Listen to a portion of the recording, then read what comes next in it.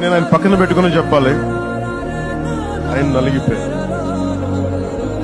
నలిగిపోయారు. జైల్లో చూశాను ఆయన పాపం భువనేశ్వర్ గారి బాధను చూశాను. నేను అనుకున్నాను, అమ్మ మీరు కన్నీళ్ళు పెట్టుకోండి, మంచి రోజులు వస్తాయని చెప్పి మంచి రోజులు వచ్చింది.